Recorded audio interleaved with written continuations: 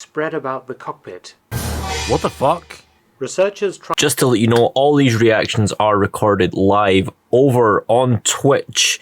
So if you want to pop on over and see me live react to things, click the link in the description down below and give me a little follow. It's free and it massively helps out. Now, to the video. So this one was sent in by Native. I don't know what it is. The Haunted Bomber, a Halloween special. Ominous start. At one of Britain's premier aviation museums, the exhibit has confounded paranormal investigators for decades.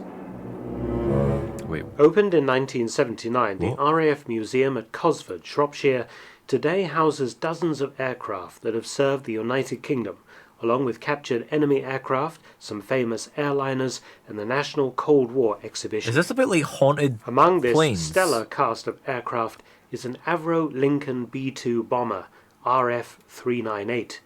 It is said that this bomber is haunted, and a thorough investigation has led to some very interesting evidence that is hard to dismiss out of hand. RF-398 is a rare aircraft, one of just 4 examples of this late-war British bomber in existence today. The Avro Lincoln was a 4-engined heavy bomber that first flew on the 9th of June 1944.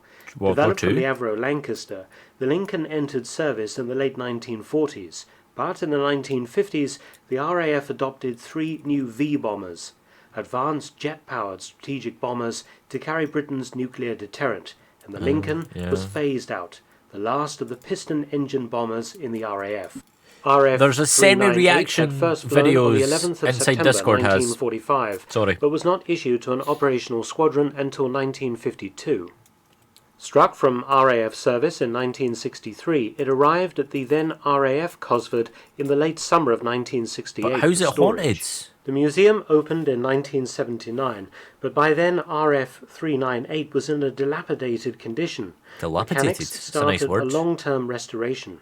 During the restoration of the aircraft, some strange occurrences were reported, including ghostly figures seen both inside and outside of the plane, strange sounds and other unexplained phenomena. It was later revealed that some of these incidents were fabricated by a couple of mischievous mechanics, but not all of them. The strange stories soon attracted paranormal investigators. It sounds like I'm playing Among Us. That things really began to get weird. In a serious effort to explain what might be at the root of the strange noises that people had heard emanating from the aircraft at night, investigators decided to place microphones in the cockpit. The first attempt was made one night in 1987. They had left a recording machine turning, left the aircraft and sealed the hangar, and returned 40 minutes later to find the top of the tape machine lifted and the tape spread about the cockpit. What the fuck? Researchers tried again in 1991. Microphones were again set up inside the aircraft. The hangar was evacuated and sealed, and the tapes left running. What they recorded has remained controversial, a series of clicks and other mechanical sounds quite distinct from the normal groans and creaks of the hangar cooling down or the aircraft settling at night. Let's listen to the actual sounds recorded during those investigations. Here's some of the clicks.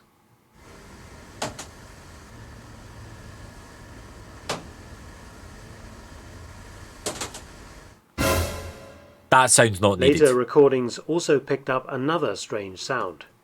The hangar had been sealed for the night, signed tape placed over each of the doorways.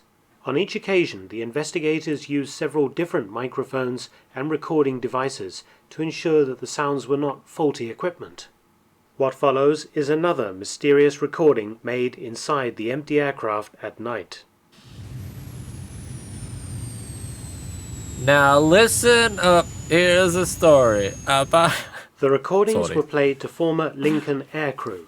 They immediately identified the clicks as the sounds of a pilot and crew undertaking standard pre-flight preparations. Oh.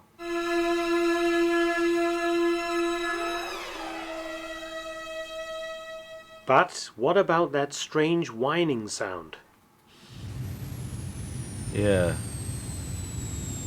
The one that It was sounds like the eventually start of Blue. identified as the sound of a piece of navigational equipment called console. None have been operational since 1956, begging the question of how a hoaxer could have fabricated the specific sound the equipment made. What's with these So what could be trumpet the sounds? cause?